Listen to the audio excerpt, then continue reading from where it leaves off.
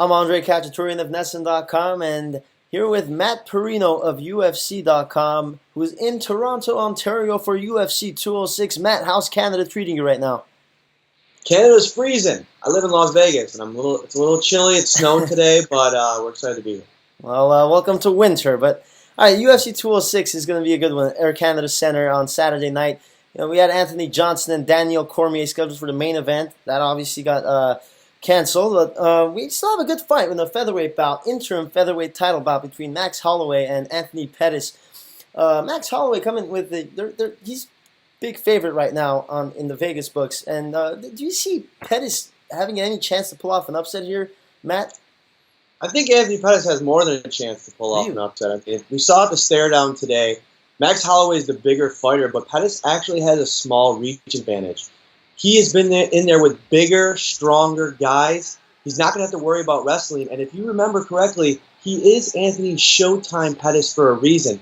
He is a classic striker, a very, very well-rounded tactician. His body kicks in his 145-pound debut against Charles Oliveira were spectacular. I expect him to use those against Holloway, keep him at distance. But guess what? Max Holloway is a stud. He could definitely win this fight. But I'm going with the former lightweight champion, Anthony Showtime Pettis. Don't tell Max, because I love him too. Well, that's surprising. I look at Holloway and look at the numbers. You know I'm a numbers guy. And I look, he averages 5.61 significant strikes per minute according to Fight Metric, which is phenomenal. And then he's pretty good at defending against significant strikes, 67% defense.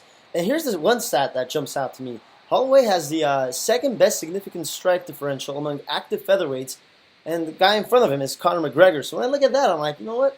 I like Holloway in this one, and I think he's going to get the interim belt and get that shot against Jose Aldo in the near future. Something to remember, though, Andre.